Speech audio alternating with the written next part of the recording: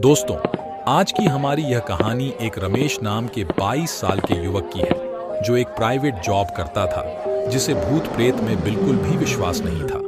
एक दिन रमेश रात के 12-15 बजे अपनी कंपनी से घर की ओर जा रहा था।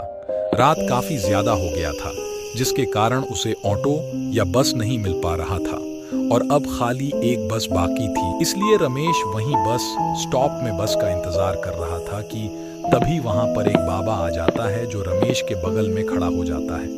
बाबा को देख रमेश बाबा से बात करने लगता है और रमेश कहने लगता है, बाबा, मैं यह भूत प्रेत में विश्वास नहीं करता।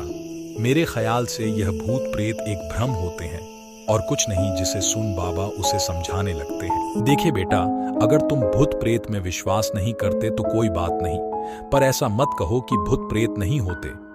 यहाँ फिर रमेश कहता है, अगर सच में कोई भूत प्रेत होता है तो वे हमें क्यों नहीं दिखते।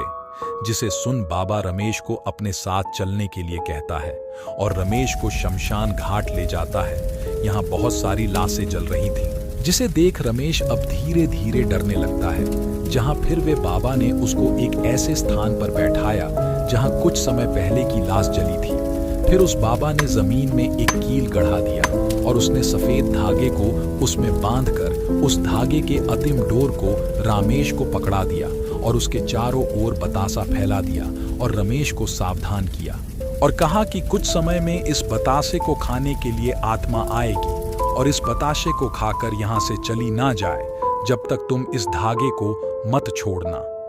फिर बाबा रमेश को अपनी आंख बंद करने के लिए कहता है और मंत्र पूरा होने के बाद उसे आंखें खोलने के लिए कहता है। और जब रमेश अपनी आंखें खोलता है तो वे अपने चारों ओर भूतों को देखता है, जिसमें से एक उसका पड़ोसी होता है।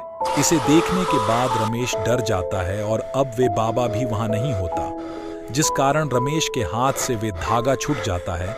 जहां फिर रमेश बड़ी तेज स्पीड में वहां से भाग जाता है, जहां रमेश को उसके पीछे से बड़ी अजीब सी आवाजें आ रही होती हैं, लेकिन रमेश बिल्कुल भी पीछे नहीं देखता है और घर पहुंचकर ये सारी बातें अपने माता पिता को बता देता है और फिर अपने रूम में जाकर सो जाता है। पर जब उसकी आंख खुलती है तो वे अपने आप को शमशान घाट में पाता है, जिसके बाद उसकी मानसिक हालत खराब हो जाती है।